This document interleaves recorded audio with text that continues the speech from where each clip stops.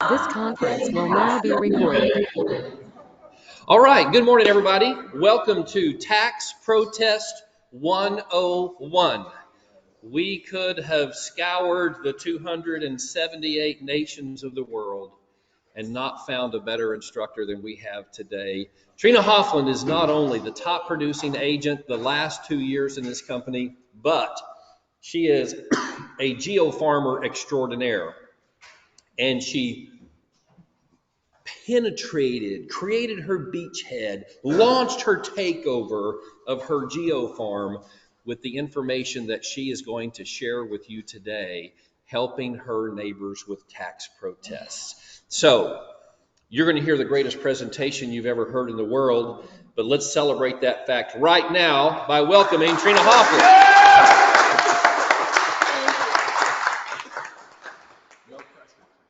Thank you, Frank. Now I have big shoes to fill here.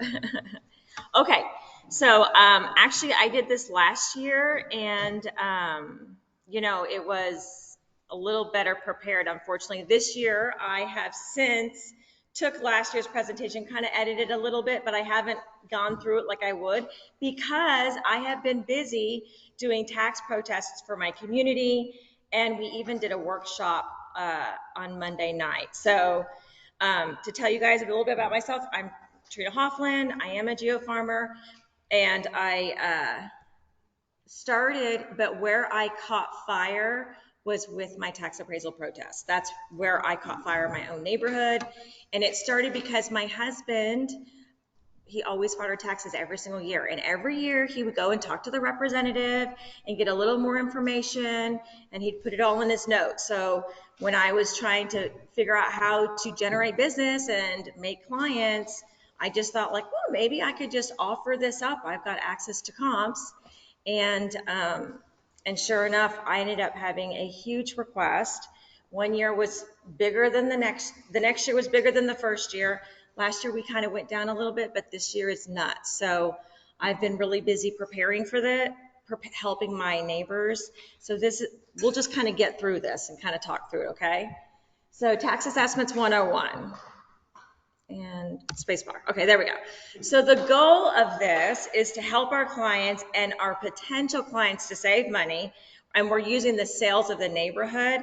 But now, actually, when we did this last year, Bob Ottrebeck, he does it a different way. He actually goes in and he compares homes assessments against other assessments. So, and that's actually really helpful this year because we all know our property values have gone up so much. The sales aren't always, most of the time, they're not even there to help us fight taxes. So that's another way. And we'll kind of talk through that a little bit. I've got that down to a science too now. All right, so the value is that we have the opportunity to show off our expertise and professionalism and connect in a meaningful way with our clients year over year. So they're reaching out to you. It's our opportunity to serve them, but we're also showing off how fantastic we are. So it's not just a slop together CMA. If you want to do that, you can do that, but you're missing out on the opportunity to really show yourself off to them. And that's really what the goal is. So the taxing authority employees, so I always try to remind them that taxing authority employees are just like you and me. They are people that are tired.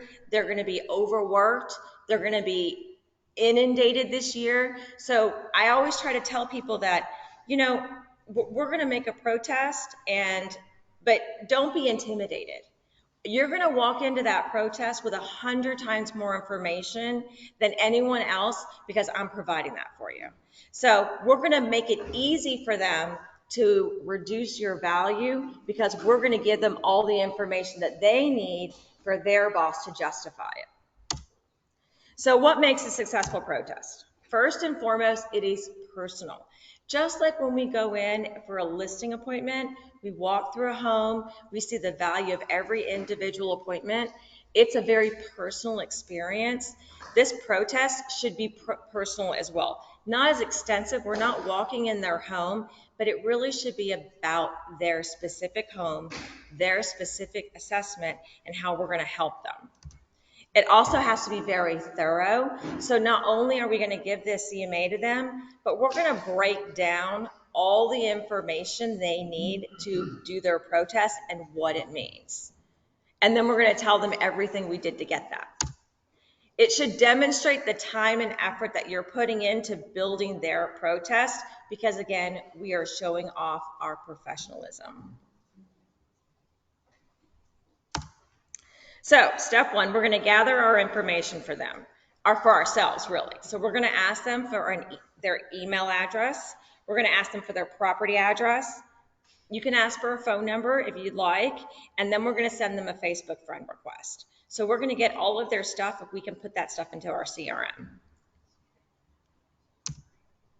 Step two, we're going to gather the information from Montgomery County Appraisal District. So you Google Montgomery County Appraisal District, mcad.org, and we're going to look up if they have a homestead. We're going to get their total 22 property assessment. We're going to get their square footage, their lot size, and then we want to see the sales history in case they purchased within the last year. And that matters because there's a lot of people that have purchased in 2021, and you have one tax rate, $300,000. And if you purchased in 2021, you haven't had the opportunity for your homestead to be filed, and now your new tax rate is $400,000, your assessment. So we kind of want to gauge if that is something that has happened recently. And all of that stuff is found right there on their account of MCAD. And then what we're going to do is we're going to break down their assessment into a price per square foot, because that's how we oftentimes, when we price homes, we look at price per square foot. So understand the terms that are on MCAD. Homestead. Who knows what a homestead is? Does anybody know what's a homestead?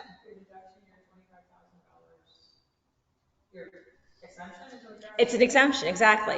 So your homestead is an exemption that it does a lot of things. It protects our home so that we can't be sued and it could be taken from us.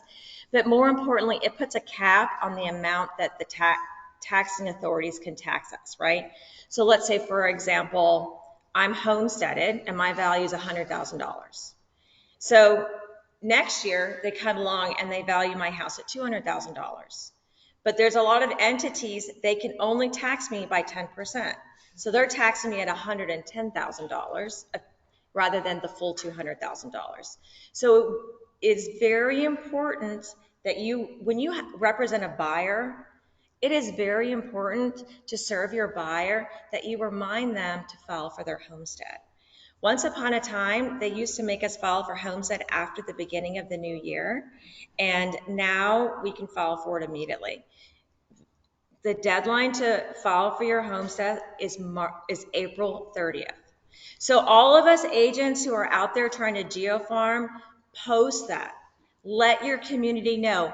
Deadline for homestead is April 30th. And you'd be surprised the number of people that have not homesteaded.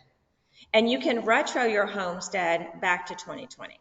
How they credit that back to you or how that process is, I don't know. But I know that you can because I've looked it up. It's a form, but like, so if I have it homesteaded, here we are in 2022, and I've owned the property since 2019, you have the opportunity to select 2021 and 2020. How does that credit it back to you? The check. The retro check for the difference. They refund you? They refund you. You're kidding. No, that's fake news. All those letters that are coming to people saying we can help you save, it's an exact amount of money, like $3,000, $24,000. All they're doing is going to the county and they're saying you have to apply for your homestead for 3 years and you're just going back and I cannot. And they take half, they get half of it for their trouble. So you get the other half. But if you do it yourself, you get all of it. It's a check. Really? If you do it yourself? Oh, you mean like the companies? Okay, yeah. Those companies they'll do it, but they're doing it for 50%. You can do it. Okay, so for you guys at home, apparently, if you retro your homestead, you'll get a refund. So that's cool. Yes, ma'am. What if your driver's license, I need to do my driver's license, which they asked. No. Go back to 10% total. Address that I just bought, and there's no time, it's like, today's the 27th. And I need to go down there today and go do that. So the question is, what if you have not had the opportunity to change your driver's license? That when you file for homestead, it requests a copy of your driver's And license? it says it has to match your home, but I don't have that, so. Could you, but when you request a new driver's license address, don't you get a printout? Don't you get some sort of receipt showing that you have updated your driver's license? So now I have to go to the driver's license. No, No. you can do it online. You can do it online, and I would submit that. Oh, okay. That's sufficient. Oh, okay, good. I've done it this year. Okay, thank you. Somebody has a question. Yes, ma'am. Or, Do you have a question? Oh, the question was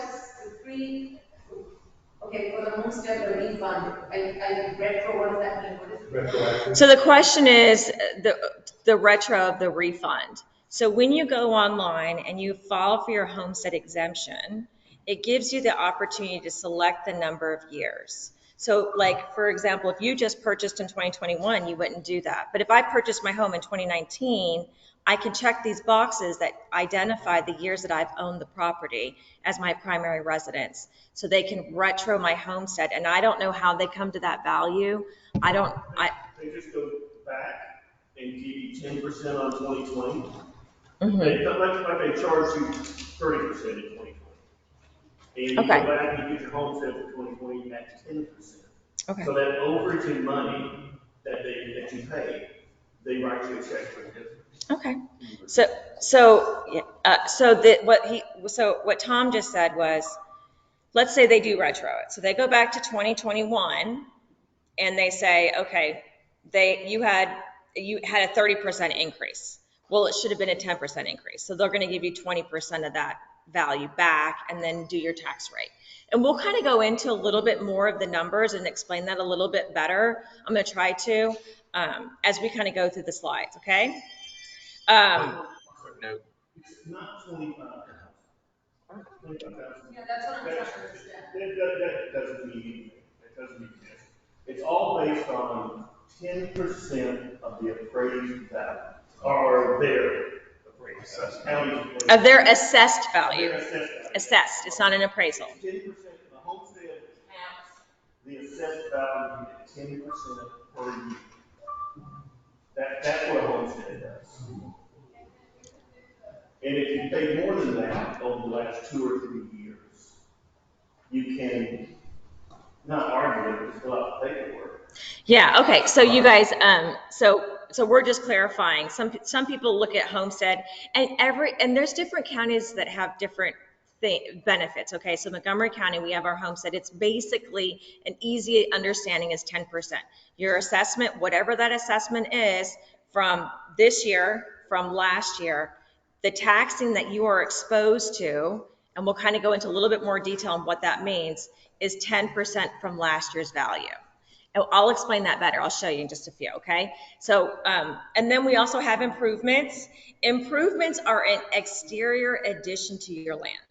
So not only is a pool an improvement or an extended back patio, our actual home is an improvement on the land, okay? Then we have market value. That is the value that the county has decided is your home is worth on the market. So they may not be able to tax you on the full value because you've been homesteaded, but that's the value that they identified that your home is worth. Then we have the 2022 assessed value, and that's basically your homesteaded value. Okay? Any questions? No. All right. Show us how to work through magic.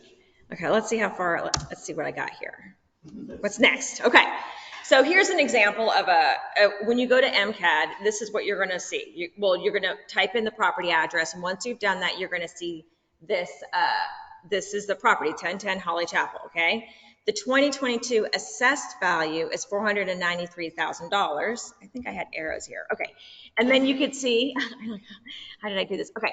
So then you can see here, they do have a homestead. So a lot of people will come to you and they'll say, I don't know if I've been homesteaded. Am I homesteaded?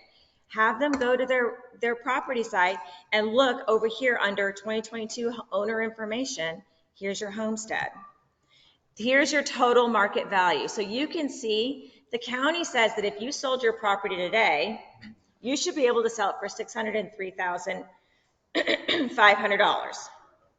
But we can only tax you for the most part at this value, $493,000. because you've been homesteaded, all right? And then we have the total assessed value, which is your homestead value. And where they come up with that number is basically your home and your land added together and all of your improvements. And we'll kind of go through that too. So here's, when you scroll down, this is what you're going to see. You have 2022 entities and exemptions. These are all of the entities. So like my neighborhood, Jacobs Reserve, we have a tax rate of 2.768. You can see it at the bottom under tax rate per 100. You can see also on the left, the taxing entities. We have the CAD Appraisal District. I've got Conroe IC, which is the biggest. And then it kind of breaks down what that 2.788 is. Every one of these little authorities add up to that number. Under exemptions on the left side, you can see which ones actually qualify for homestead.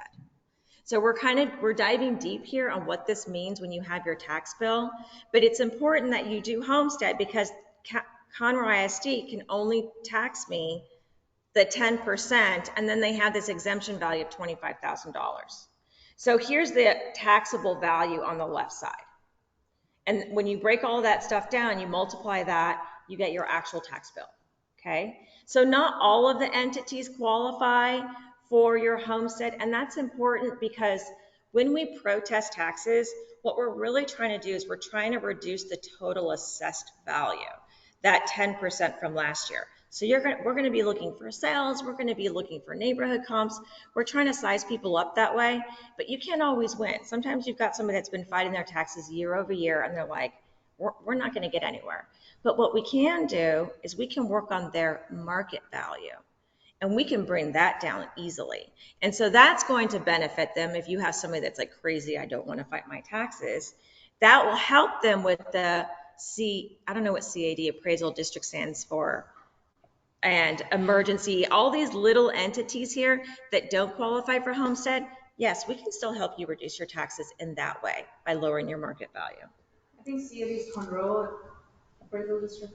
Conroe Appraisal District. Okay, yeah, thank you. So, yeah, that makes sense. Thank you. And then here under 2022 improvements, you can see that they have an extended patio that the county is valued at $5,000. Under, on the left, 2022 improvements, Yes. and then here's their market value for their property, okay? So here we can see their square footage, we can see their market value, and then we can see their improvement that they've added beyond the home. So if they had a pool, you would see it there. It would be like 25,000 or 30,000 or whatever additions that they've added to the home. So they added, that A1 residential single family is 3,500 square feet. That's the No, that's the house. That's the property. That's the building square footage that the county believes it is. And the 100, The lot. It's another improvement. that's an improvement. So it's an additional improvement, and an improvement is an exterior addition to a property, okay? So that could be the extended patio. That could be the pool. Yes, ma'am. So is that only if you pulled the permit or if you've just done it on your own, or do you want to tell them what you approved? Okay, so the question is that if they've pulled permits? No. The county, if you build a pool, you don't have to have a permit for a pool a lot of times. So the county it may take them a few years, but they will eventually discover your improvements. That happens and they will tax you on it. So sometimes, yeah, drones or Google Earth, they're going to find out. They're going to get their money. You know what I mean? So what you do is if somebody comes to you and says, oh my God, I've had this huge tax hike. Well, the first question is, have you built a pool? Well, I built a pool 3 or 4 years ago. Okay, well, maybe the county has discovered your pool. And so you can actually, when you go to the property site, and I don't know how to go to the last slide, but you can toggle the year there's a drop down. So it immediately goes to 2022, but you can even look up what was on 2021 and you can scroll down to improvements and see if it was or was not there. Does the seller's market have anything to do with their decision on assessments? Yes. Does the seller's market have anything to do with their assessments? Yes, it does. They're assessing, I don't know what their algorithms are, but they are assessing properties' market value on properties based on our sales. So Montgomery County has done very, very well, especially in comparison to the other counties in Texas. So we are being exposed to a much higher tax than a lot of the other counties are, but certainly in other years. This is why this is such an enormous opportunity for our agents right now to bring value to potential clients, okay? And I don't know how they come to those assessments, but I know that that's really what the driver is. I know that there's also legislation where they're saying a no new revenue tax rates. So this is the tax rate that they have right now, but it will lower. We just don't know what that's ultimately going to be, because they're trying to have no new revenue. So they're trying to lower the tax rate so that we aren't exposed to as high of a tax bill. Make sense? Is that part of the thing to slow down the economy, like the federal? Yeah, but that's all. No, but that's a county thing. That's a county and an elector or state thing. I'm not quite sure, but I don't think that that's like a national Fed thing. Okay. Next. And then at the very bottom, I look at the lot size, because it's important that we're taking that into consideration too. Okay. Can I share something real quick? Yes, Frank. So just along the subject of lot size, I got a request from a homeowner in a neighborhood I used to live in geo-farmed, asking me for information to help him protest his taxes. And I looked at it, and they were completely out of line. The new market, the new assessed value everything was high.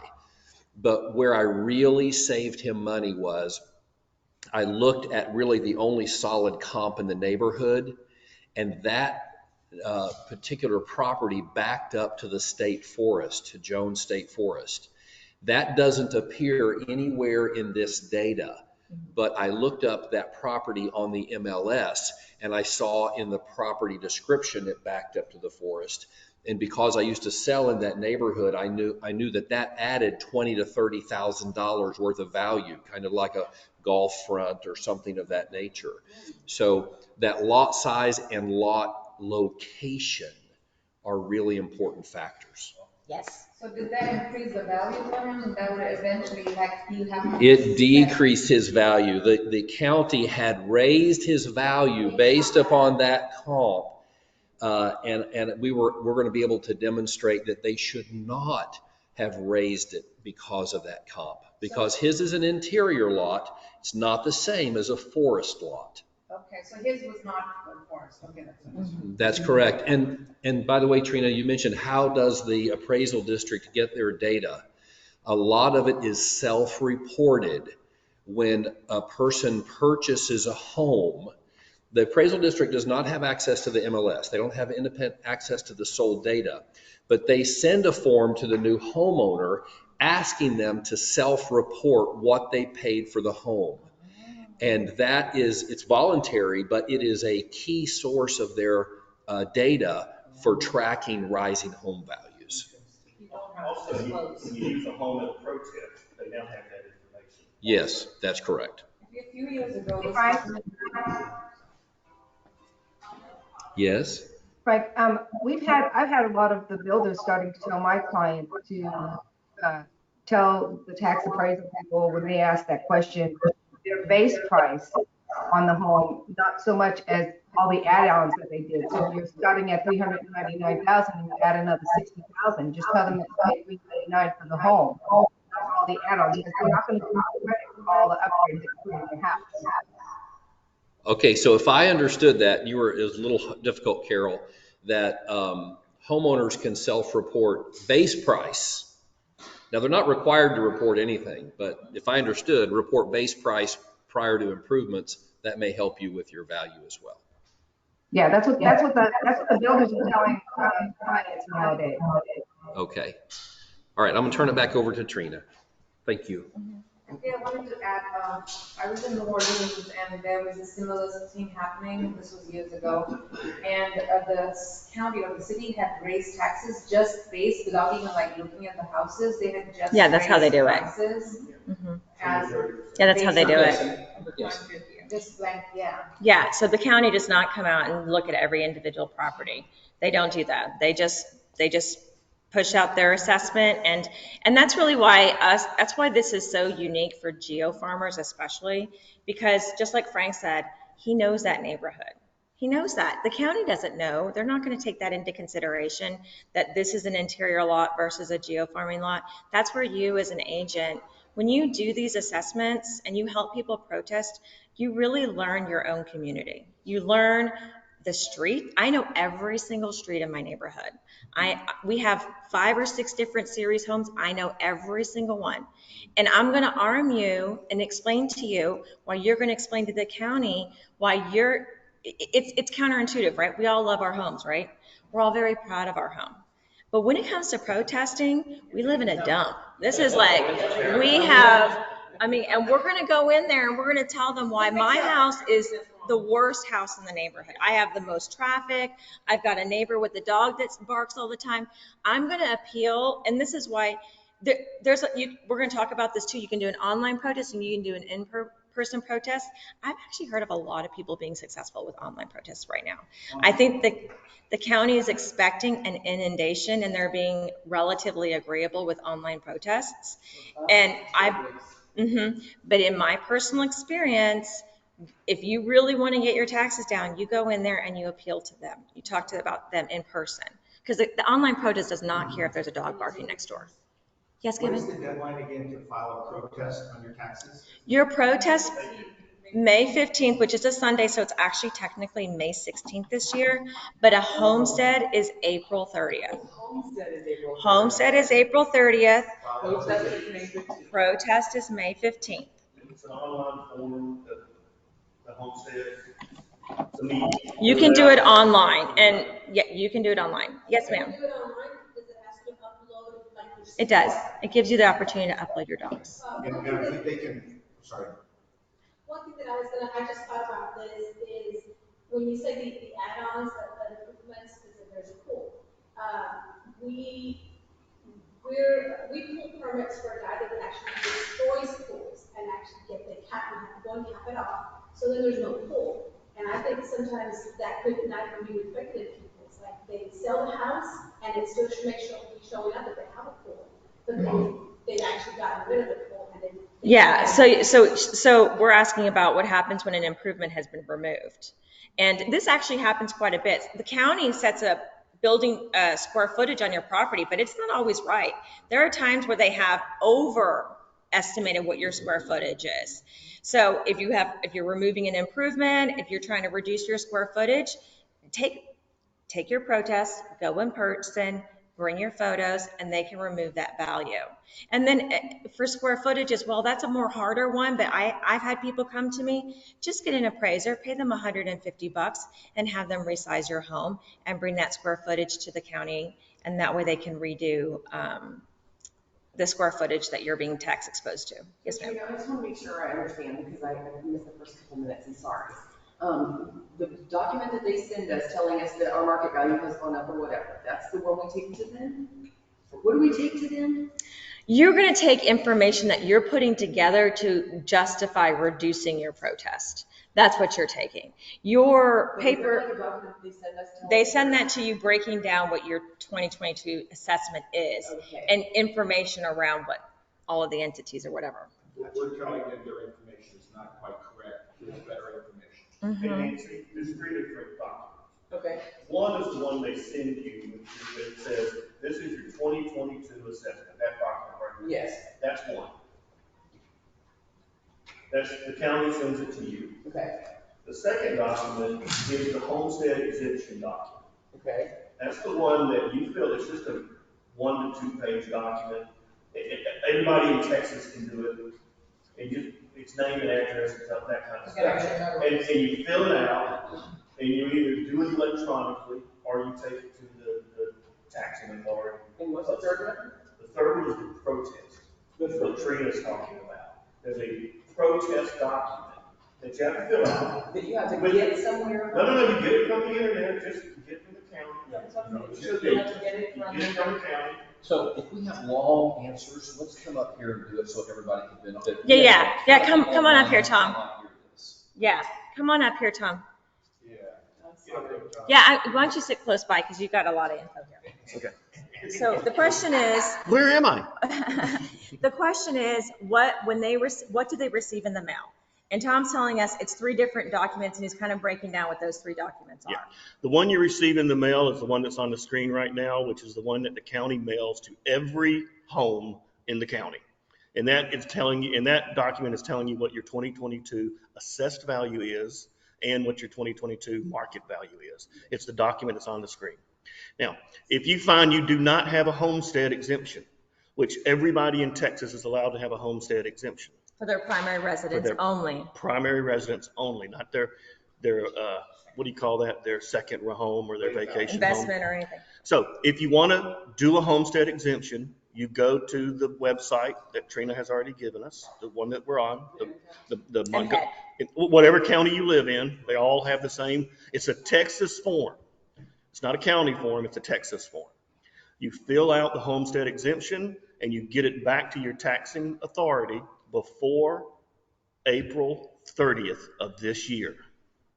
And it will be, so now your taxes for 2022 will be based on homestead.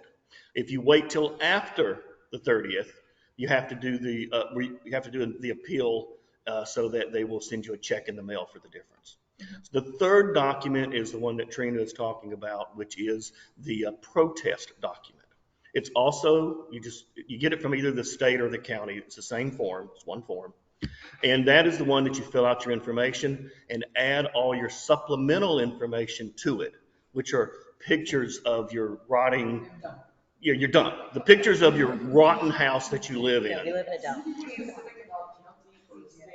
So when you, keep it simple. Tell your client to go to Montgomery County Appraisal District. You can click forms. Everything is there. It's very, very easy and user-friendly. And we're going to go into a little bit more detail on how to help them, okay? So I'm going to tell you guys, let's just keep going, okay? We're going to keep moving along. We're going to answer some questions, okay?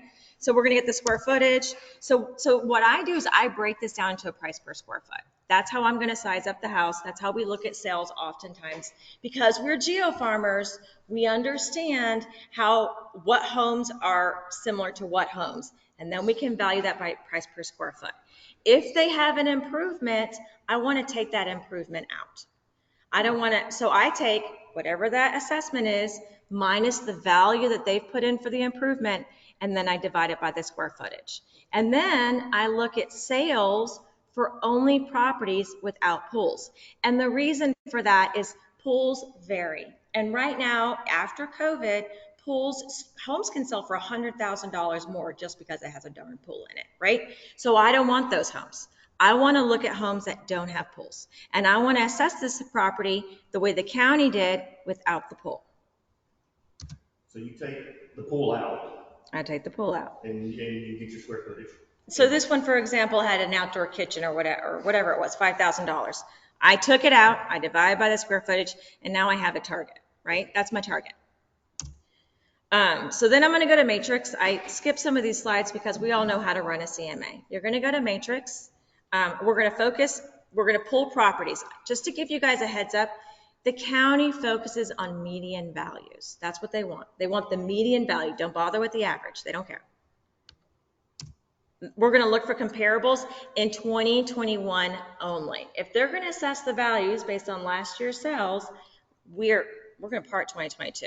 We're going to deal with that one next year, right? But this year, we're going to focus on 2021 sales only. We're going to exclude the pools. We're going to exclude new builds. We want comparable properties, right? We want similar square footage, similar amenities. I know which homes are which homes, right? I want similar year built, and homes with we have a target, right? We're trying to get homes with a lower price per square foot.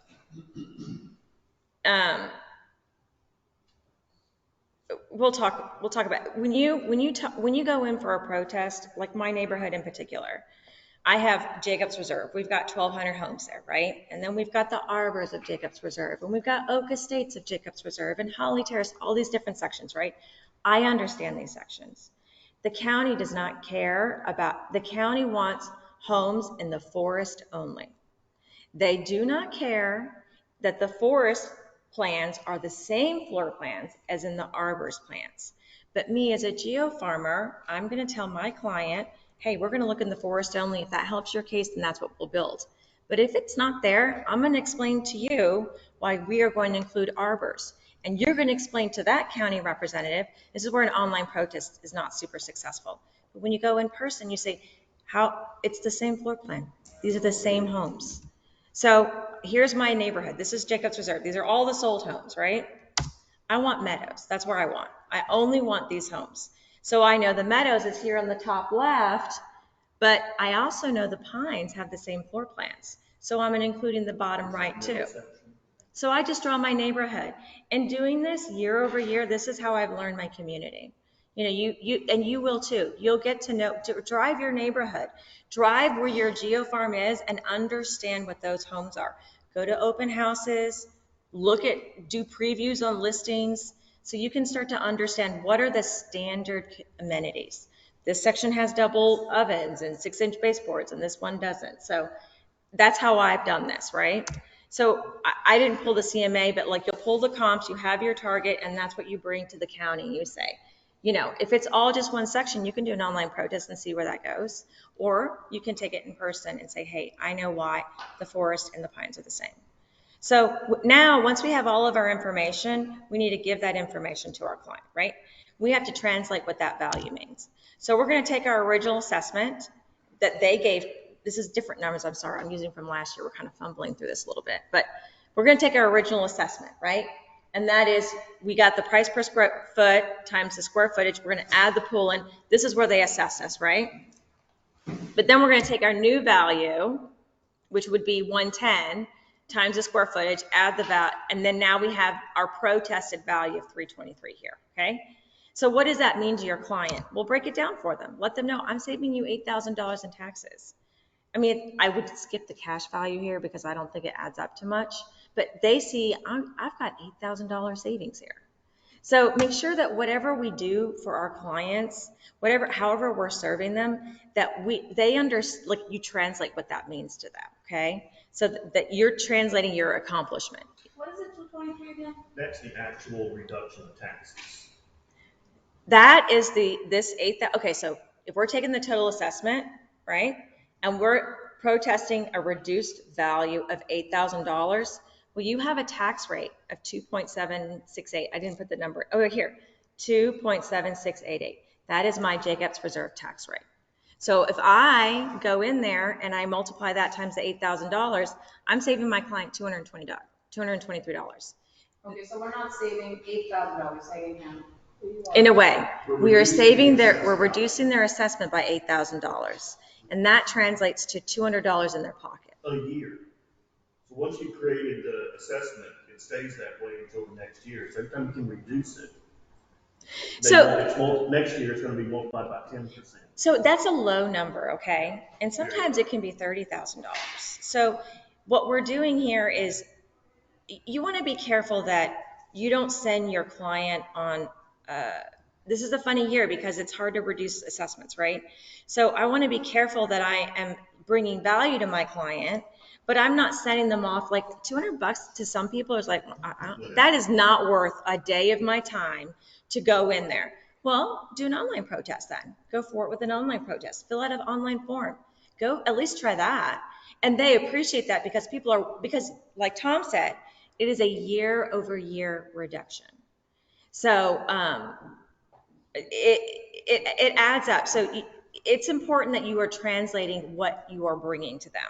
This is a low number of $8,000, but it could be much higher. It could be $200. $45,000. It could be $45,000. In my neighborhood, they went up over $120,000 of assessed value.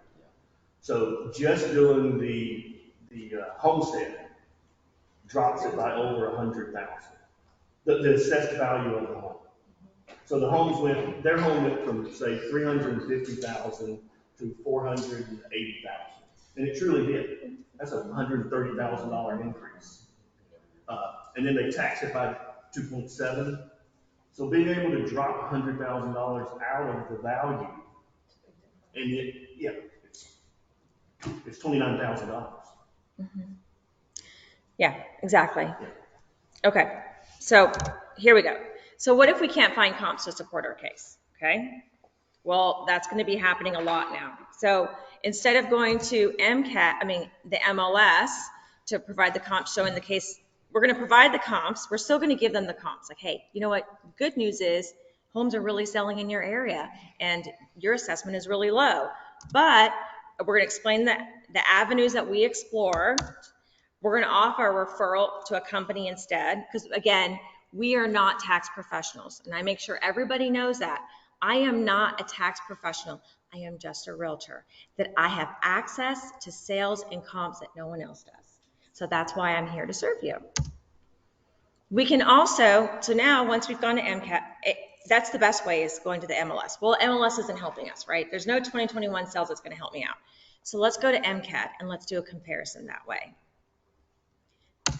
So I really kind of want to, is it possible to jump off this spreadsheet and kind of show everybody what we're going to do? Is we're going to take your, well, you know what, let me do that after class, because I think I'll know. Chance, but yes. Okay, we're going to do it after this. We're going to do it. We're going to do one. Okay, we'll do one together. Slides that you can send to us, right?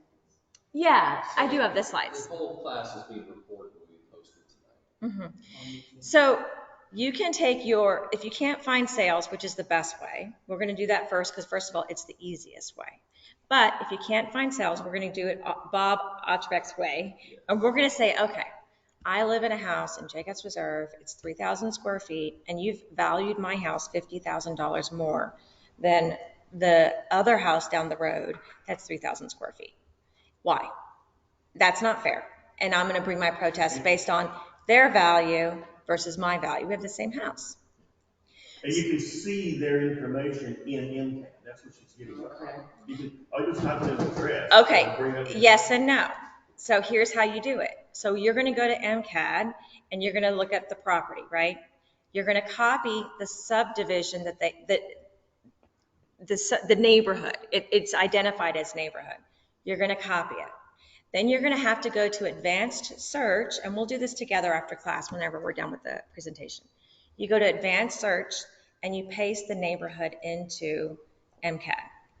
And then it's going to pull up all the little houses that are in that neighborhood. This is an opportunity for you guys to learn your neighborhood as well. These are the streets of the homes that are similar, according to MCAD.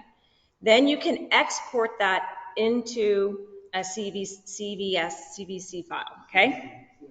CSV file. So now you have your neighborhood and you have your assessments. The problem is that they don't export the square footage. So now I have all the values, but I don't know how those houses are in relation to my house, right? So we're going to copy and paste. So now we're going to export the results. So now once we have that, we have to go to realist tax.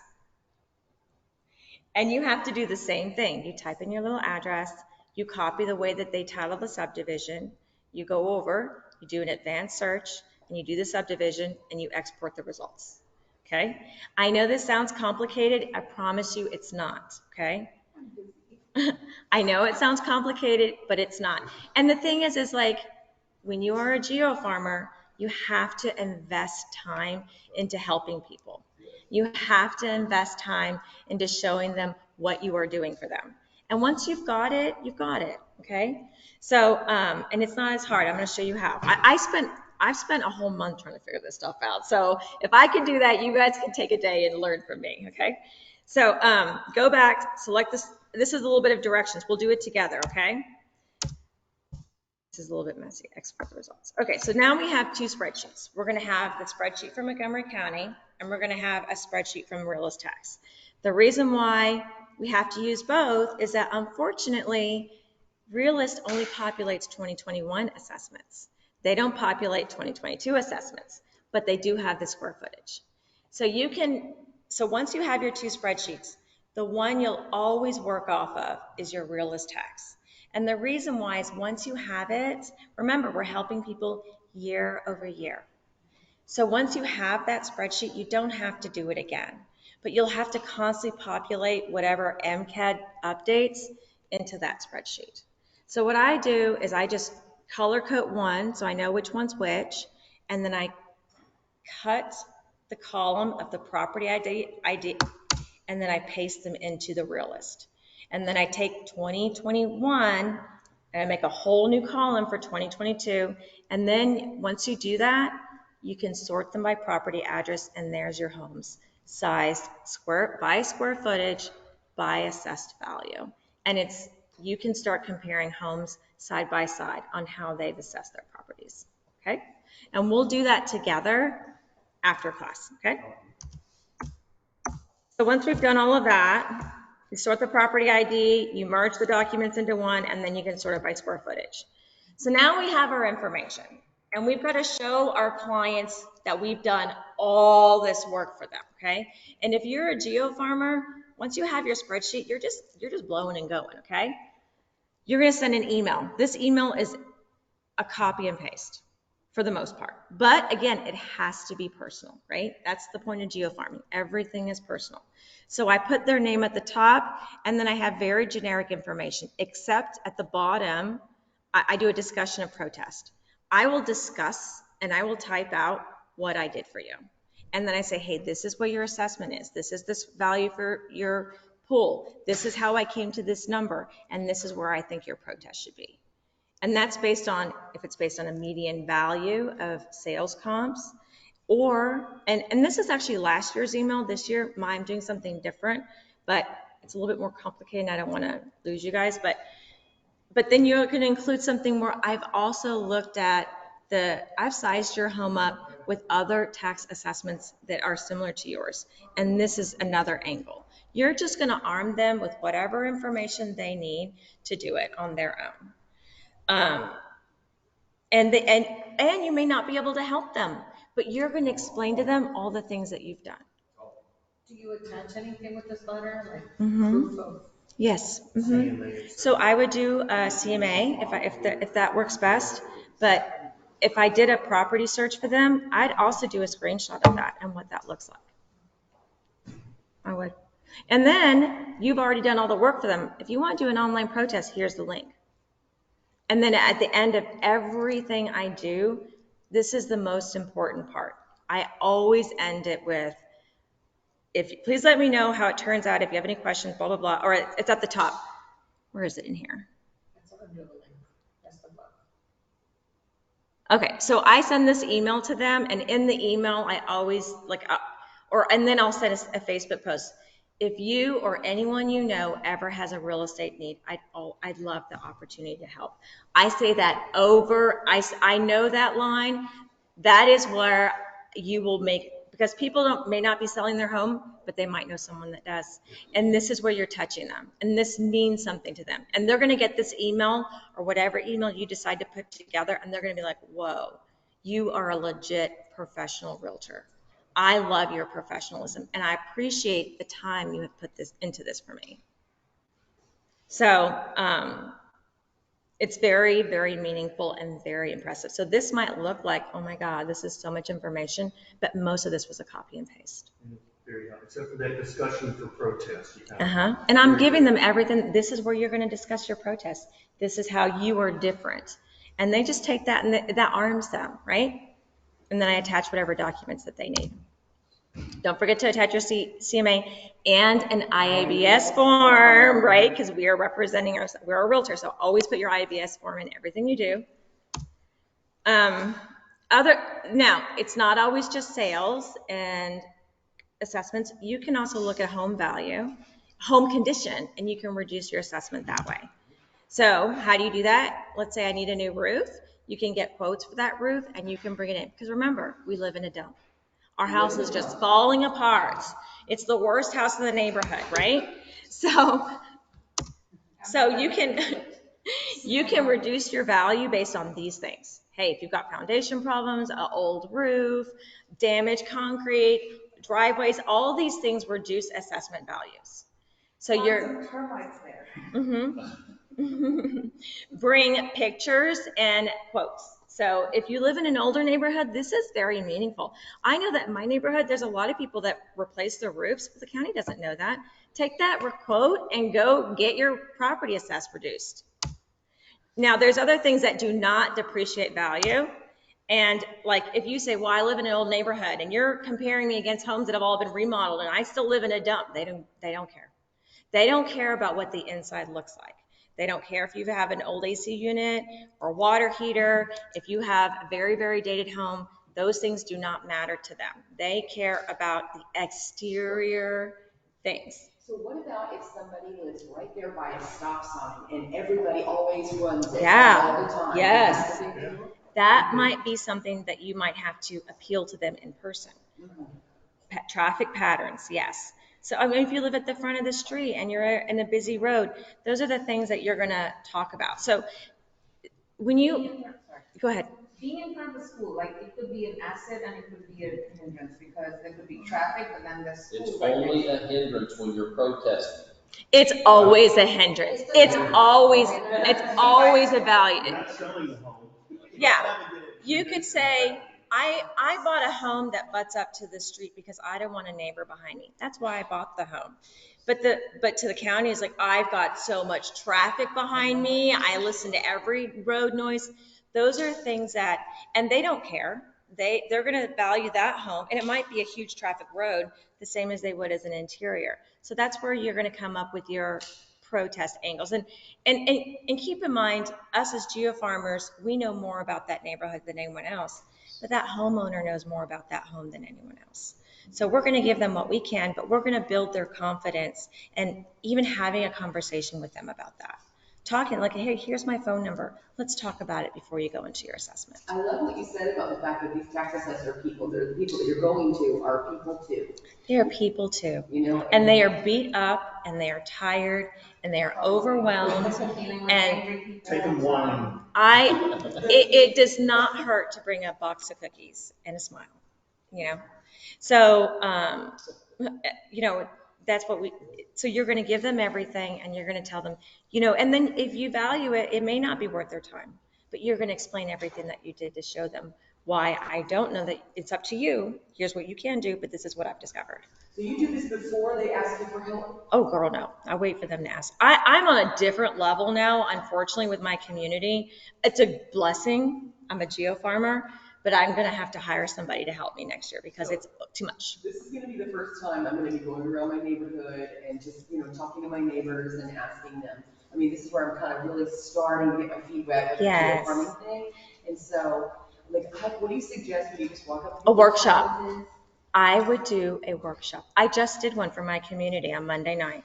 We posted a event at the community clubhouse where we had a workshop, and we had 42 people confirm that they were going to come. Yesterday, I had someone call me with an $800,000 house listing. So it means something. It means something. So, yes, ma'am. Okay, so, I'm thinking about my neighborhood, right? So I'm like on a WhatsApp group that, is mostly Indians, mine-ish, right? But what about the other people? Like, how do I get the word out? How do you get the word out? How do you get the word out? Well, that is unique to every community. My community is really big on Facebook page. We have a neighborhood Facebook page, and you know that's where everybody posts about the snakes and the cars and the dogs lost. Everybody's on that page, and I post on that. That page is where is my bread and butter, and it costs me nothing. It just costs me time to post.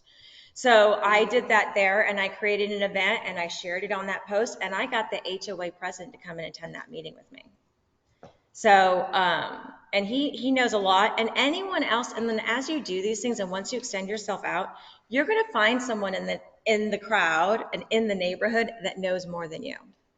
And you're going to invite them to come out to that workshop, and they're going to be there, and they're going to help you because they care about their taxes. And as a community, the lower the community tax value is, the better for everybody. And you're going to have people that are going to say like, I don't want to lower my taxes because it's going to help my sales on the back end. It's going to hurt me whenever I sell my home. You're just going to reassure them that tax assessments and our MLS sales are two completely different things. That's what I was going to ask you, because that's how I felt when I first got my first and people feel that way. Saying that my value had gone up, and I was like, yay! I mean, I was kind of happy that it had gone up, and because, you know, if I can sell it, and so I didn't understand that, and so helping them understand that. All we're doing is educating them. Yeah. That's all we're doing. Yes. They might be even thinking about refinancing, so like you're saying, if the value has gone up, they might refinance. That is completely different than taxes. That's different. Kevin? Question on this. You're saying these are not factors that are good excuses to, hey, my value should be lower because I have an old AC. Is that what you're saying? Correct. So do they ever indicate which homes they used as comps in telling? Yes, they do show us comps. So here's my point on that one. If they're using as a comp the house across the street where the neighbors spent $100,000 to upgrade it before they sold it for $80,000 more, I'm going to take issue with that being a comp, because you see what I'm saying? If they indicate which their comps are, just like that home that backed up to the forest, no, you can't compare me to the golf course lot or the forest lot, because you're comparing me as a comp to a home that they literally spent $100,000 upgrading it, and that raises the price per square foot. That's true, Kevin, except they use a median value. So just because that comp is in there doesn't mean that they'll take it out. So that's part of the conversation. Right. That is an argument where that's an argument you might be able to get a comp removed. You could talk about that with them, but that, like, if you live in a neighborhood in the Woodlands and all the homes are remodeled but yours, you still live in that neighborhood and they're going to value around it. So that, keep in mind, these assessments or houses, these assessors, when you do a protest, you have two opportunities. Okay. You have an informal protest where you can do an online protest or you can go in person. If you choose one or the other and you are not satisfied with the outcome, you still have the opportunity to make your protest to an after review board. It's called ARB. And that is a board of our peers. They are volunteers, just like, they are not paid county employees. They don't have to answer to anybody, but it is a board that you go in, you have your appointment, and sometimes you can even have the opportunity to mediate it before you get to the board. So for example, let's say I want to protest my taxes online. I submit my protest, they come back and they say, okay, we're going to reduce your amount by $23,000. Either I'm happy with that or I'm not. Let's say I'm not happy with that. So now I'm going to say, okay, I'm not happy with that. I want an appointment with the board. So I go, I make it an appointment with the board. I've heard that you can still speak with a representative before you actually speak to the board and make your case that way. But let's say you don't. You're in a waiting room and you're waiting for your opportunity to talk to the board. Sometimes they'll let a mediator come along and give you this, okay, what about this, right? And you can accept it or not. But once I speak to the board, they've already offered me $23,000. That's not promised anymore. Everything's on the table. So I can make my case to the board and they can offer me a $40,000 reduction based on all the information I've provided them, or they can just take it off the table. So Take it off the table, meaning give us nothing. Give you nothing. But I will say this. So I've actually personally never spoken to the review board, but our HOA president, who loves to fight his taxes, has. And he's like, you go in there and all people do is complain. Oh, I've got, I hate my neighbor. I hate my neighbor. And they reduce the taxes. And they reduce it. It's rare that they don't give you something. So just remind your client that even though we all love our homes, when it comes to taxes, we want to have the worst condition. We live in a dump. That's the goal, right? So that's what we're selling. There we go. So thank you very much for coming. And so don't leave. I'm not leaving. So those of you online, we're going to go ahead now and go to MCAD. We're going to go to MCAD and MLS. We're going to get the realist. Okay, great. So we're going to try to keep y'all in the game. Sometimes it's a little tricky. Where would you like to go first? Let's go to MCAD, please. Okay. If I'm trying to do this right, if I'm stuck, is there Frank, can I ask a question? Frank, I can hear you, yes. would you not be Okay, actually, hold on. It's real noisy in the room. We'll go quiet in a minute, or if you want to put it in the chat, that would be fine too.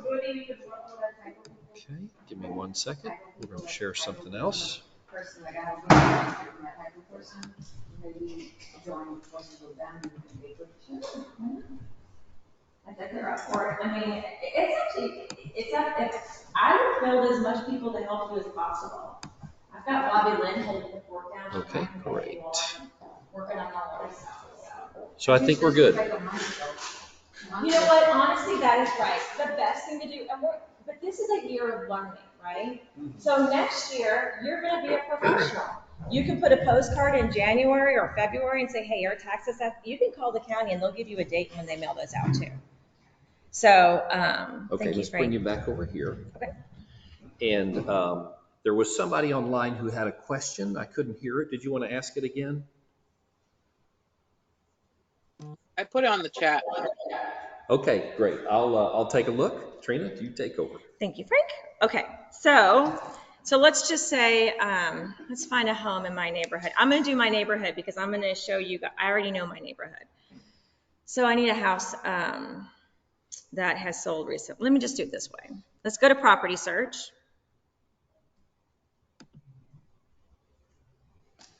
And who has a pool in my neighborhood that I know of? Let's,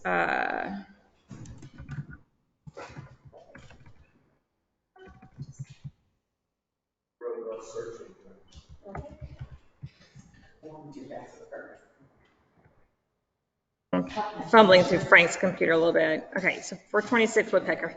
Okay, so let's just say we have an address. I put in a name because I know their name, but I don't know their address. Okay, so here I'm looking at, they have 500, 353, 400. You can change the year here, so I can see what their assessment was last year if I want to. So it's increased by $30,000, the 10% that I would expect. So let's go back to 2022. Here's their subdivision, the forest at Jacobs Reserve. I'm going to go ahead and copy that, just so I have it. But now I want to see, okay, down here, they haven't discovered the pool. That's fine. So down here, I have their price per square foot, and I have the market value that they've assessed it at. But keep in mind, that's 352. Whoa. Oh, no. That's the okay, so here, this is important. So here, the market value is different than what's up here. And the reason for that, this is the total appraised value, right? The reason for that is because this is the improvements, which includes your home, as well as the land. Your land, most people's land improvements values have been stagnant. They have not raised the value of our land, but they are raising the value of our homes. See where they did the Homestead Chapter, a negative. So the total appraised value was 402, but then they reduced right for the homestead. Right. So they cannot tax on that $50,000 for the most part. These authorities with HS next to it cannot tax. Now the ones here that don't have it, like the MUD, they get to tax 0.92 on this whole value here. So if you can't help somebody lower their taxes, you can see about reducing their total appraised value. And that will help lower their taxes by 1.1% or almost 1%. Okay. So now I've got this number information here. So I'm going to copy the subdivision and I'm going to go to advanced search. Make sure I do this right, copy. And what I want to do here is I want to pull the homes in that neighborhood. Okay.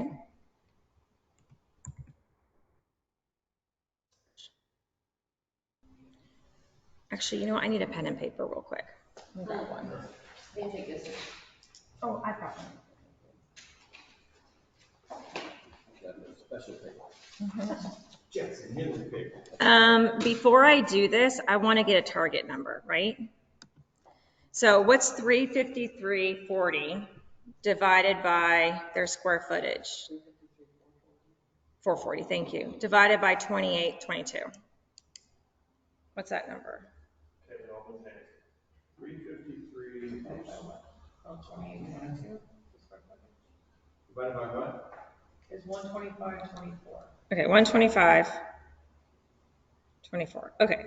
All right, so now we want to pull, so really what I would do next is I would go to MCAD. I would go to HAR. Can I do that on your computer? Let me do it. Can I log in?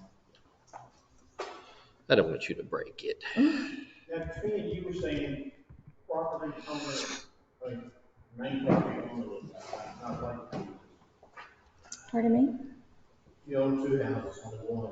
You can only homestead on your primary residence. But what if you're Mormon, religion Mormon, you got the shepherd wife, still living out? That is a county question. I don't know the answer to that. You have several different names. Can you protest on investment property? Why you come? What happened? Okay, you're Yes, good you to go. can protest. That's a good question. The question is, can you protest on investment properties? Absolutely. I have 5 investment properties. I will be protesting on every single darn one of them because they have all gone up like 38%. So it hurts. They could only go up 10%. Only your primary residence when you have homesteaded. Investment properties are completely exposed to whatever they say the value is. So I'm going to bring in all my information to try to get that reduced. Oh my God. So keep wow. Keep going. So we're going to HAR. What are we doing? We're going to realist, right? I can log in, right? You're in. You're good. You do what you need to do. Okay, I'm going to log in as you or me. It doesn't matter. You do what you want to do. I hope that's not my login that's restricted. Because then we're gonna know everything. One of them has full access, one has limited access, but go ahead and try. Let's see. Trouble everywhere. I like to break the boundaries with Frank and make things, I like to make things as hard as possible. We're just going to make it a little harder. Okay. So now I want to do a search. So first things first, I want to see, can I lower their value by the sales? So I only want to see what's sold, right? And I'm looking in 2021. I want 1/1/2021 to 12/31/2021. Okay. I'm looking in Jacob's Reserve specifically. Oh, thank you. Thank you. Okay. So now You know what? It did not follow online. Let me choose this page for you. You could do that in that way. I know. I'm sorry. Trina's showing us the goods. Trying to keep our online audience seeing the same thing that we're seeing. Okay, matrix and share. There we go. All right. So I've got my subdivision. I know that they have a square footage of 2,800. So let's just say 2,200 to 3,500, right? I want no pools. I don't want them keep skewing my numbers, and I do not want any new builds, new construction. What am I doing? No. Okay. So now here's my results.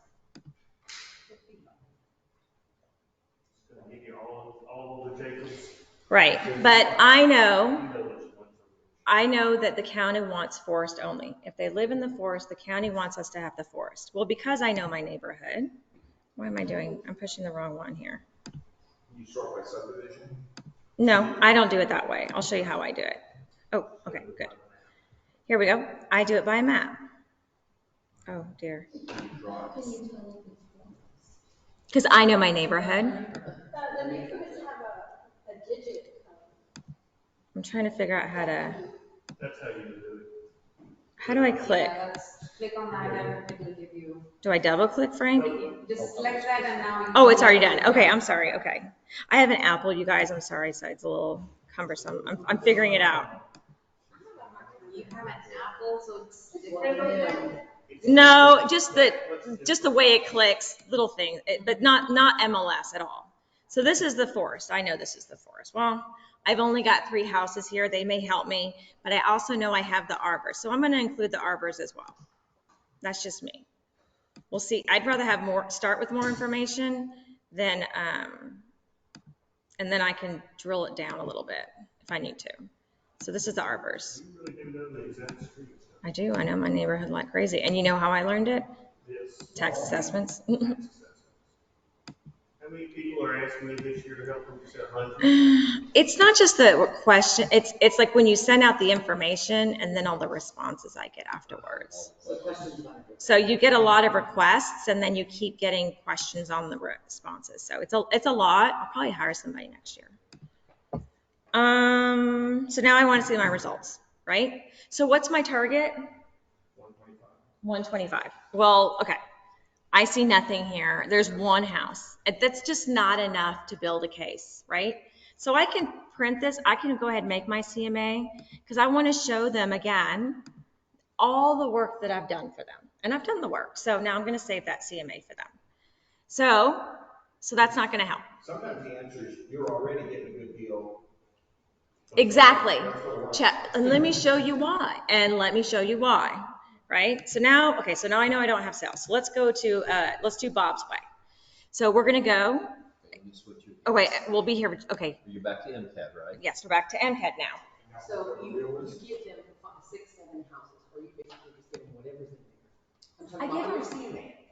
I try to give them, I give them at least 2, but I try to give them 3.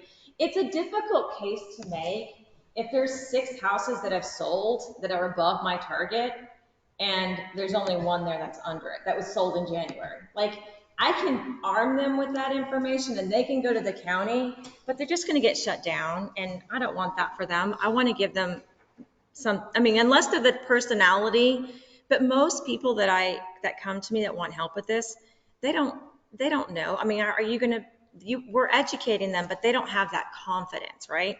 So you wanna give them a good solid case that they can walk in with and at least have a chance at winning. But even like just now the CMA, you could tell by looking at it that, there was only 1 house, but you gave them kind of like something to look at with like 6 or 7 houses, right? Right, I just gave them what pulled up. And I'm showing them that there isn't anything there that I think that's gonna help them. But I always wanna show the work that I do for them, because that's my value, because I'm working on their behalf, and I am doing the work, I am spending the time. So at least they need to know that. How do I approach this to put myself out there without really getting in trouble with, because we're not supposed to. We're not tax experts. Yeah, we're not tax experts. You tell them that. There's a disclaimer at the bottom of my email. And anytime somebody asks me a question, I'm just giving them my comps and the information that I learned from other people's experiences. Just like Tom's taught me so much today, that's just what I'm bringing to the table. I'm not a tax expert. I'm not paid to do this. I am serving you. I am not, you are not, I don't take any money for this. Yeah. So number 1, by telling them the deadlines, your deadline to file a protest is May 15th. Your deadline to file your homestead exemption is April 30th. You can share that information and you're going to get a point for just having shared it. Oh, you say to them, would you like to protest your taxes? Are you concerned about it? Even if they say, I would, but I'm not going to go, you just got a point for one to help them with that. So you can. All we're doing is informing them, and they can make their own decision. Yeah. Okay, so now I know that sales doesn't help me. So I want to see how this home size is up against its neighbors. Okay, so I'm going to copy the neighborhood, and it's important that you copy this because that's the exact title we want for those homes. So I'm going to do an advanced search. And I'm going to go down to neighborhood. I only want the real property. I don't want any of this stuff here. So I unclick it. I don't know if it'd pop up or not, but I don't want it. So now I'm going to paste that in there. Property says tax year 2022. That's good. Not 21. No, because we're looking at assessments. Okay, we're in 22, but the values were based on 21. So 2021 are sales, right? So now here we go. I've got all my assessments for this specific section. The problem here is I don't have square footage. I don't know which one of these homes are bigger or smaller than my home. So I'm going to export it. And those are all the homes in that specific subdivision neighborhood. Yeah. Yes. And the ones you just put in. Yes. So, it's not a perfect science because sometimes the county will change the at sign to the word at and whatever. And you will learn that stuff as you get more involved in your own community. But just for learning purposes, this is a really good start. We have 7 pages here of information. appraised value for 2022. Correct. That's what we're working on. So I tried to export it, Frank. Is it exported? Open file. Okay. Yes, ma'am. If HCAT will export the square footage, that would be phenomenal. You have saved yourself a lot of time and effort. So what do I click here? Okay. So I must not have Excel on that computer, so you're not going to be able to open it. Okay, well, that's fine. That's totally fine. Let's just leave this alone. Can we open up a realist tab? Is that okay? Yes, you want to go back to HAR? I want to go to realist. Go ahead and go where you want to go, and I'll see if it tracks. If it's not, they can switch you back. You're such a good helper, Frank. I'm a good helper. I'm so glad you're right here with me today. I'm so glad so far it's actually worked. Okay, so we're back to realist. Is that where you wanted to go? Mm-hmm.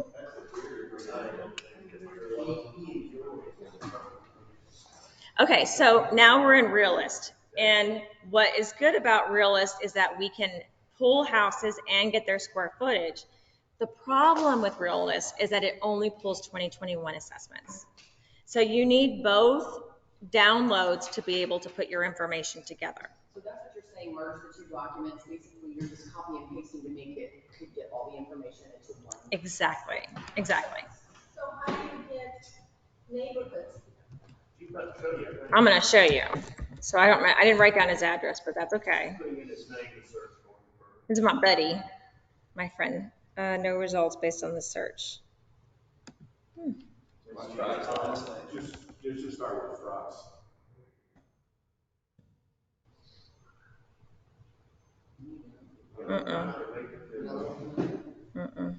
Let me get his address real quick. I can't export, huh? So that's going to be.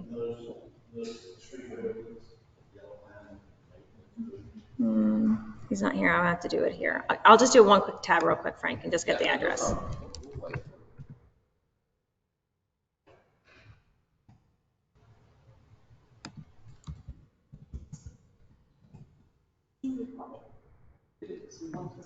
So 426 Woodpecker Forest Lane. Okay. So I want to get from there. I'm going to put in his address. Because the way Realist has that subdivision saved is different than 426. 426 Woodpecker Forest Lane. It's different than the way MCAT. So I can save the neighborhood for MCAT, but it won't pop up. So here's his Realist property here. Okay. I'm going to copy the subdivision. So here they have this forest, but they have cat spelled out. Right. It's different. So I can't use the same. I have to do it separately. But before I go into that real quick, I want to show you guys, look, they include comparables here. So here are the comparables that he has. And I was looking here, and the comparables that they used, where is this?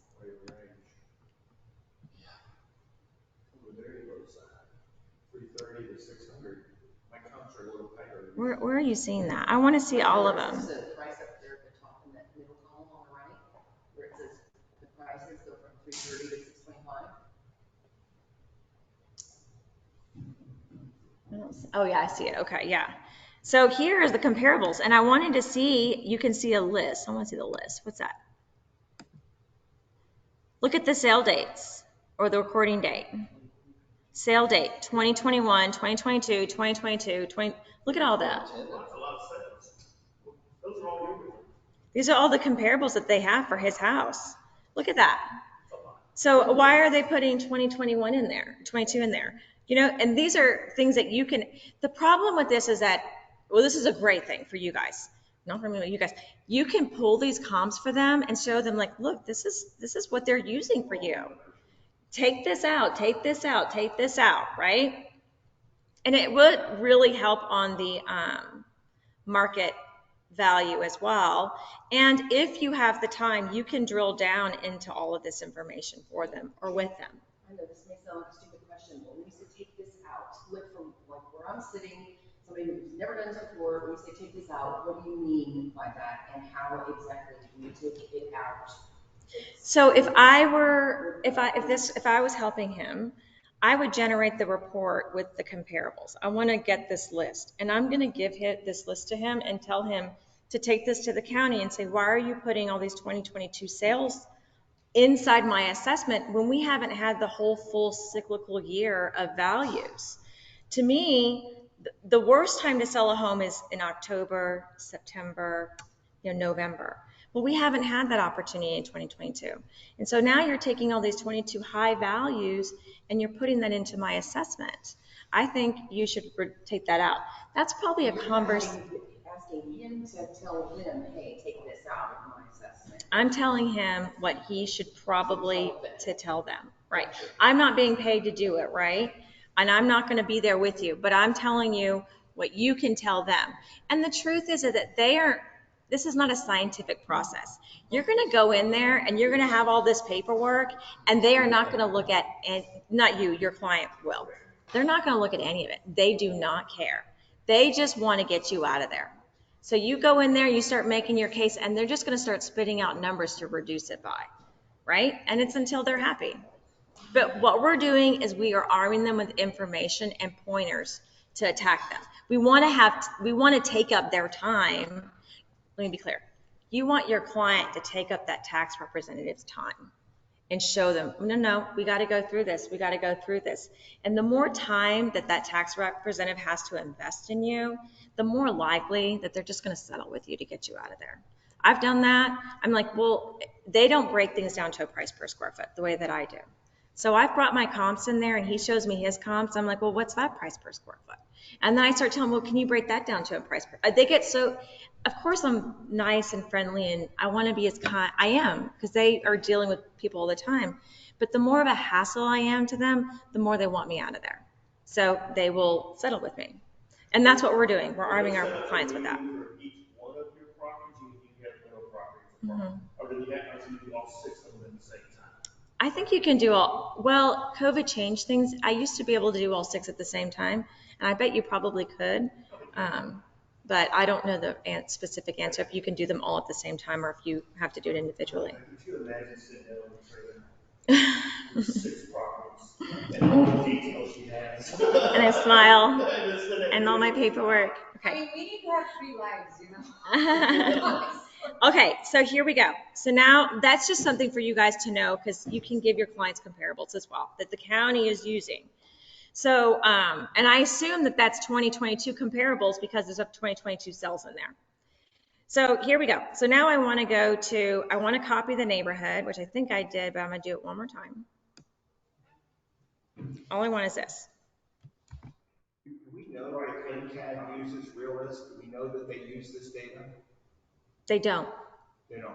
They don't use the real estate. They don't use this. This is what's pulled from the county. We use it from them. They don't use it from us, right? Am I right, Frank? Realist. The question is, does the county use what's in Realist? With Realist data, you're saying it's our way of viewing the county's database. And so if Realist says comparables equals X number of properties, we're assuming that MCAD is using those other properties as the comps for that one. Correct. I'm assuming that MCAD is using those as comparables. I don't know the specific answer to that, but that's my assumption. My understanding is Realist pulls from the county information. Okay, so now I want, That's how Realist gets its information. so now I want to get the subdivision. Yes. So I have to go to my search. So now I've gone from quick search, I got to go to my search. I'm going to go down to subdivision. Select from the list. I'm going to type it in. AT or Forest? I see. It's not here though. Let's do this. Try the at sign. I'm just going to, because I know my neighborhood, I know it's going to pop up. Wait, hold up. Where did it go? technology thing. Woodpecker forest. Select a search. Frank, can I create a new search? Yes, you can, as long as you stay in realistic. I'm gonna clear all. Okay, there we go. Now let's try this. Subdivision. Let's type it in again. For the selection. Maybe it's a limitation because of your stuff, Frank. No, not if you've got this one. Okay. It should have Jacob's Reserve here. I should be able to type in Jacob's Reserve. So there's something stopping me. Oh, Harris County. Change the county. There we go. There you go, just not. Yeah. Montgomery. Right to the right, on the right hand side. Thank you. Let's do that again. Let's take out these other counties. Is that okay? I don't need them. Apply. Now we can do that. Leave it like that, that's good.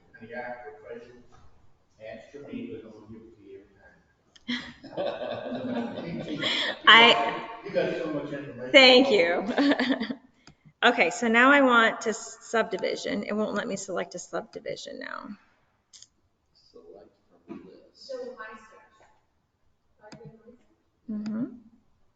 my search. My search. Customized search. Is that because I haven't saved it? Maybe we can just customize a search. Let's customize a search.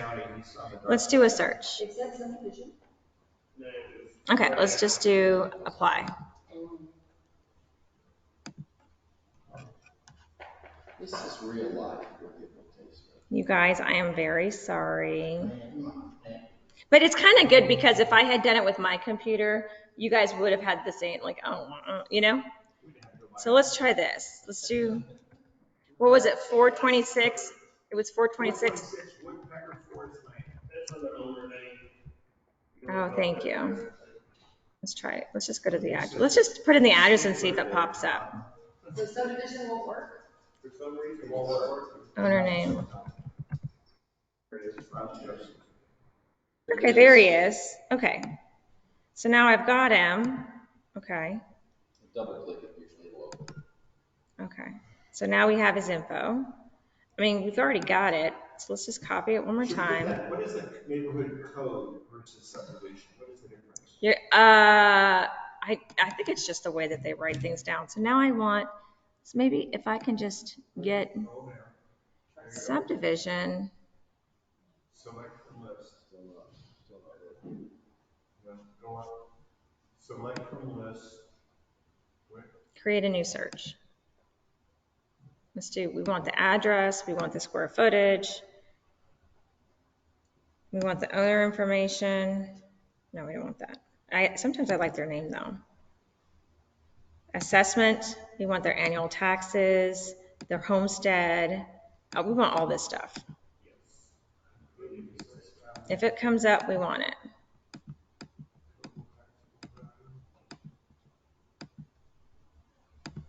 I don't really care about their sales information, unless I want the sale date if it comes up, but I don't care if it's a foreclosure. Characteristics. Okay, so, I mean, you can pull in bedrooms if you want. We want to know if it has a pool. We want the lot square footage. Year built. Baths. Yes.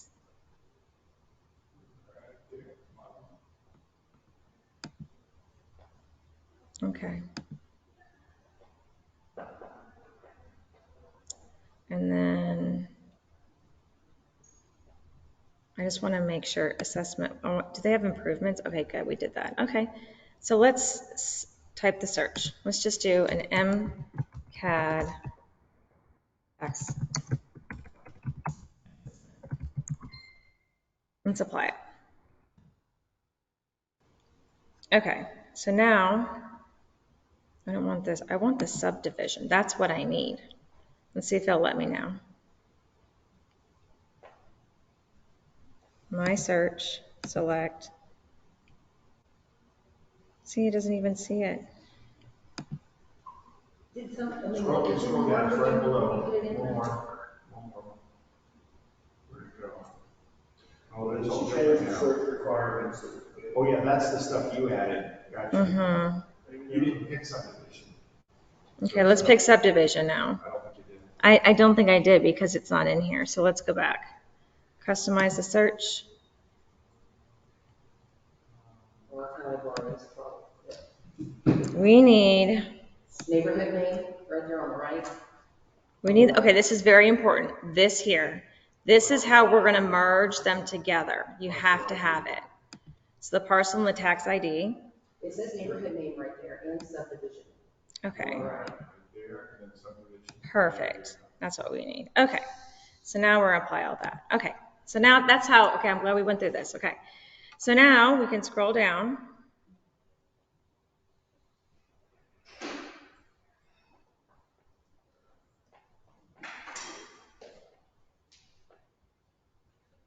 It still doesn't let me do the subdivision though.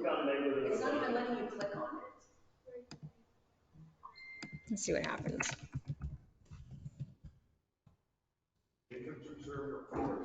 It is the forest, but Forest at,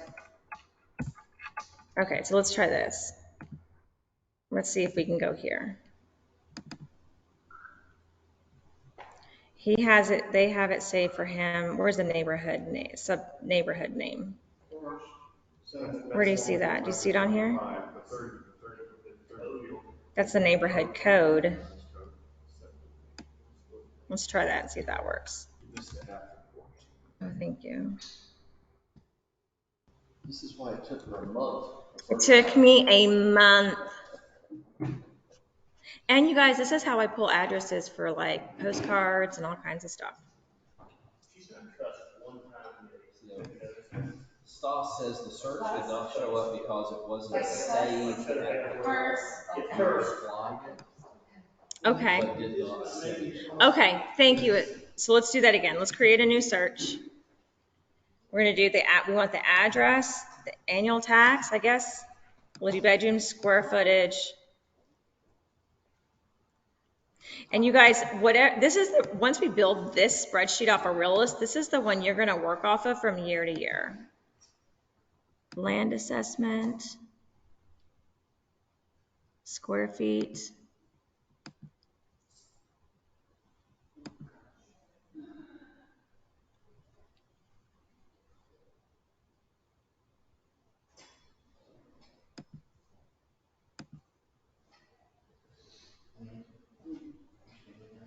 my leg hurts. I can't sit on it.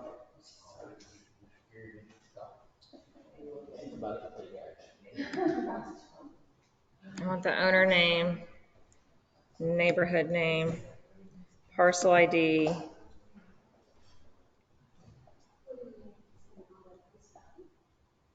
I guess we can do sell date. Subdivision, total assessed value, total taxable value. Let's do zip, year built. Okay, so you guys, and we can even look at stories if we want. That's another angle you can go for. I think that's everything, right? All categories. MLS sale close price, that's what we need.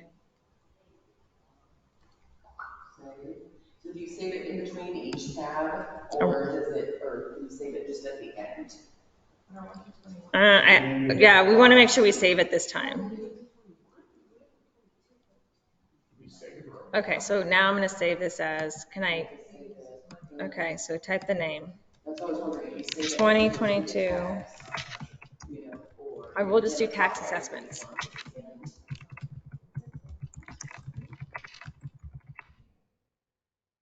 So now now I save it. Oh, I don't know what that was. Okay, spreadsheet has been created. Frank, I don't know. I'm gonna close that. Sorry. Apply. Okay. Yes. So now,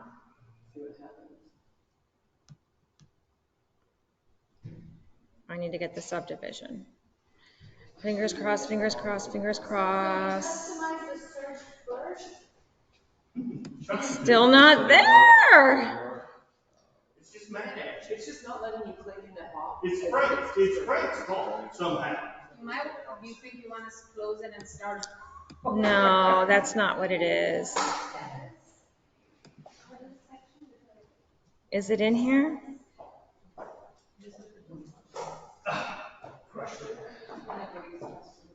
Yeah, they're in there. Under Frank's name, that's the deal. Can you guys try on your computers? Can you guys do this on your computer and see if you get subdivision? I need street name anyways. Okay, so this is MLS, realist tax.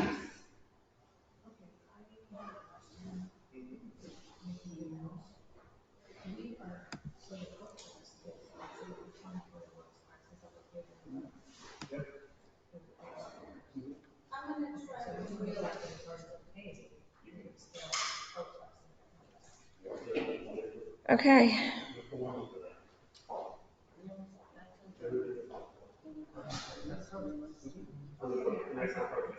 This is a bummer. Let's go to I have neighborhood name though. Maybe it just took a second. Okay, I do have neighborhood name. Let's see what it says.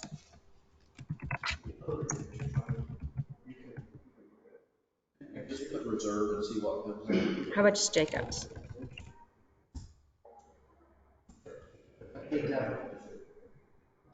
Over here. What was it called? There is an apostrophe in there. You see it? Yes. There's an apostrophe in there. That's the neighborhood name, right? But here they have it as neighborhood name.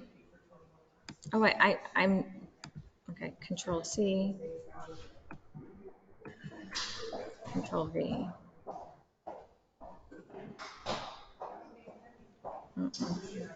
Trina, I went out and came back into the list, and now I can do subdivision. What's wrong? Does anybody know online what's going on with this? Trina, can you hear me? Yes. Carol, talk. Yes, we can hear you, Carol. Okay, exit out and go back in. That's what I just did, and now I have subdivision.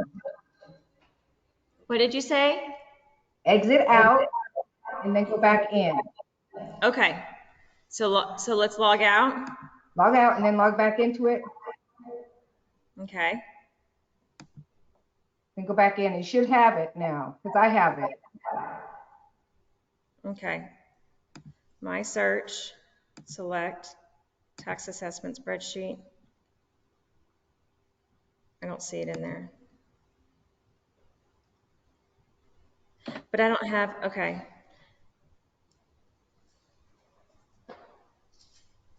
Select from list.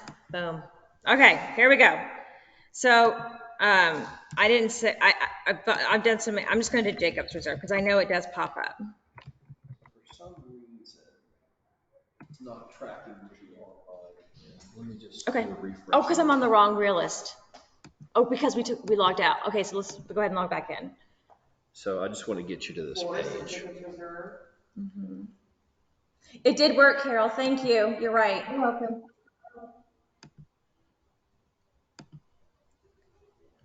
Okay. And which tab are you wanting to show now? Realist. Is at the bottom, maybe? It's this one. Okay. Oh, I'm sorry, Frank. You have a touch screen. That's all right. I didn't know. Okay. Is that public access advanced? That's MCAD. Scroll up. There it is. Second. Boom. That's it. There we go. I'm really sorry, you guys. Thank you for being so patient with me online. Okay, so I put in Jacobs Reserve, and I can see these are all the little sections. And I'll tell you, this is not entirely comprehensive. Unfortunately, sometimes when you kind of start to get to really know your community like I have, sometimes you'll start finding other ways that they've documented it, and you have to go in and search that way. But for simple, keep things simple, we're going to click in the forest. Okay, So now I'm going to apply. This is actually, I want also, yeah, we'll just stick with the forest only. Keep things simple. Okay, so now we can see down here, there's 132 matches. So what I want to do, Frank, is export this. But it won't. Okay. So when you hit export, Search. what happens? So this is all the Forest of Jacobs Reserve. And you guys, you know what? This is a great way for you to learn your own community. If you want to know the sections of your neighborhood, go into Realist and see where that pops up and where the boundaries are. So now we can export this.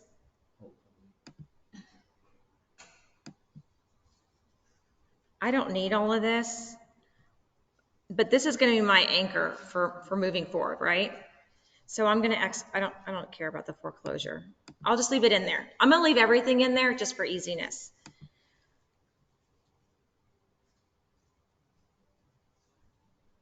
Okay, so I have 2 files that I want to open. Yeah, that's the challenge, is that computer does not have Excel on it. Or Word. With Word, but yeah, or Word. More apps. Yeah, that's right. So, okay, so I've gotten you guys to this place, right? When you do this, you're going to open the 2 files. And they're going to be, the MCAT information is a lot less than what you're pulling up on Realist. All you're going to do is you want to color code your MCAT. It's just easier because you have less information to look at. So you know which one's which. Then you're going to take that, and you really want to cut by the column. You want to take the property ID and paste the entire column under property ID and Realist. And then whatever other information that pops up, the total assessed value. It didn't have the square footage. You know what you do with the assessed values? You create a whole new column and you make it 2022 assessments. And then you take the 2022 assessment and you take that entire column and you paste it into the Realist. And do you put the square footage, or what am I missing it on? Realist has square footage, MCAT doesn't. But MCAT has 2022 assessment and Realist doesn't. So if you take MCAT and you cut and you paste that into Realist, you can merge them together. Just be sure that you put a new column in for 2022 assessments and that you're not putting MCADs into Realist, because you won't be able to decipher. Anyway, and then once you have the columns pasted in, you just sort it by property ID, and boom, you have one property, you have the assessment for 2022, and you have on MCAT, and you have the square footage from Realist. And you can go and look at that, sort it by building square foot, and I can take a screenshot of that, of comparable homes in the forests, their assessment, and size his assessment up with his peers' assessments. So they may have a pool, like you can have one that's an anomaly, and then I'll add a column and I'll break it down to price per square foot, so I could do it if I want to do it like that. But if you have an anomaly, it could be a pool in there. But you're just giving them the information. You're just saying, hey, this is where your square footage and other sections are. This is where you are on that price where they're assessing you. And they can go over there and they can do the research. They can go to MCAT and decide if, wait a minute, that person has a pool and I don't, or whatever they want to do. But you're just you're just doing work for them, and you are showing them all that you know about the community. And that when it comes to selling your home, no one knows more than you.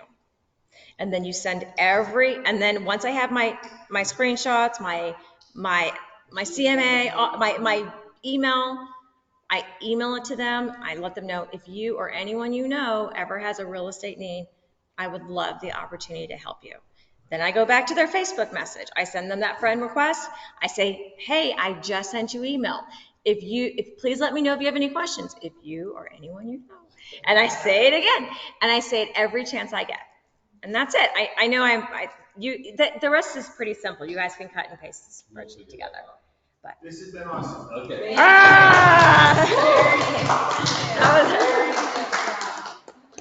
Just so the good news is you have a year to recover before we're going to bring you up and make you do this again. So we appreciate that.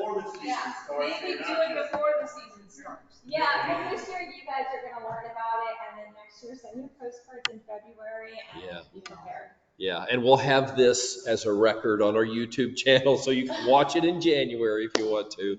But that was awesome. That was really awesome. That was really dodgy. And I just want to make one last point, and then I'm going to stop the recording, is Trina doesn't do this, and you should not do this to become tax protest experts. That is not the point.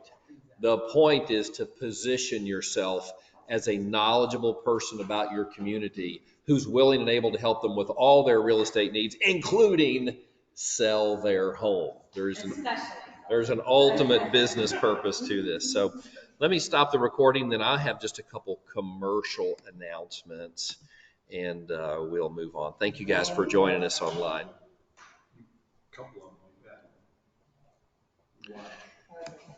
Okay.